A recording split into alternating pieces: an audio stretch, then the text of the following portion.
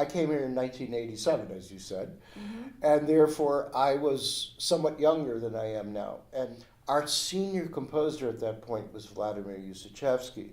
And Vladdy had this deal with the school, which is that he would appear when he felt like it and then leave when he felt like it, which was it worked out fine. But the problem is Vladdy got sick. And I asked Ed if we could have a search for a senior composer since David and I were kids. And he said, unfortunately, we don't have the funding for that. And I really liked Maurice. And we would get in discussions every once in a while. And I ended up being invited over to his house on several occasions for what he called tea, although I never saw any tea served. It was basically me listening to Maurice talk for a while, which was pretty good.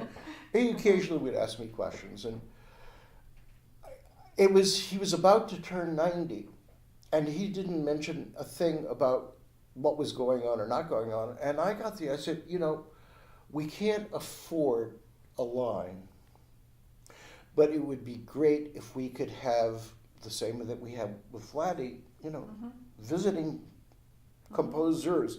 Because before Vladdy, there was a series of visiting composers.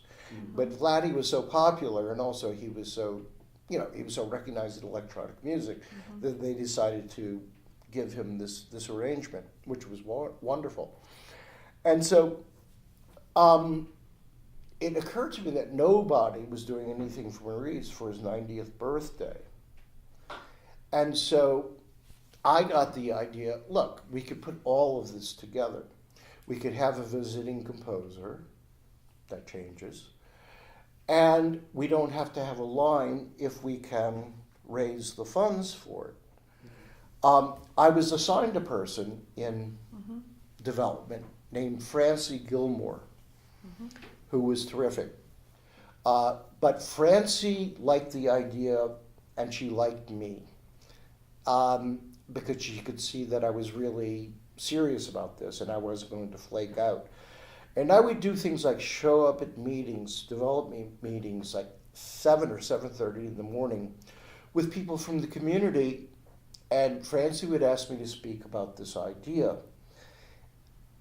I maybe would get 2 to 3 minutes into it when they would start talking among themselves loudly about gossip, about this person and that person. I mean, they were, it was, I went with it because this was our chance.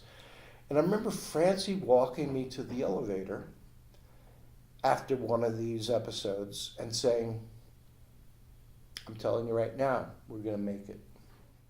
And so I got a call one day from Joseph Rosenblatt's office saying that Mr. Rosenblatt would like to speak with you.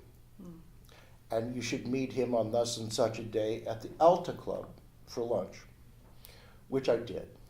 And then he reached into his pocket, if I'm not mistaken. Yeah. And he said, I brought you a check for $6,000. But listen to me, do not put this in your endowment fund. You use this to stage an event. And from that event, you probably can begin to raise money for the endowment. I went to go see Maurice, and I told him that this thing was on, that it was happening.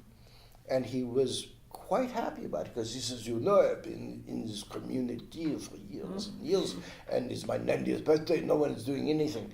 This is before the Utah Symphony or the city decided to call it Abravanel Hall. I wanted to go back to when I told Maurice, and I said, by the way, is there a particular composer that you would like us to invite for this first event? And he said, yes.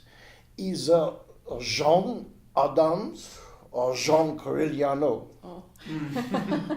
So I contacted John Corigliano or tried to, and immediately got his agent, who turned out to be extremely difficult and very much an obstacle. And what I did was something that would probably still be doable. I looked up John Corigliano's phone number in the phone book and found John Corigliano, and he answered the phone and was very sort of, John, he could be rather short and snippy.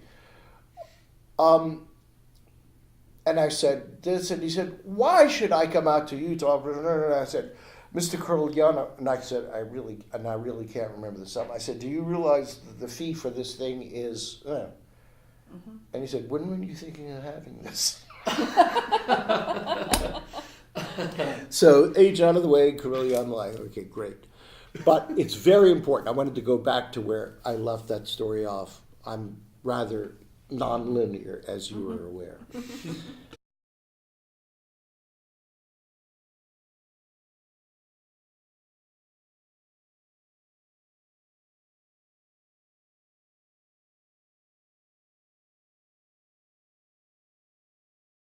I knew that it would help to build the program, and also just when I was in school, visitors were always exciting to me. I never missed a visitor. That way, we have had every composer teach students,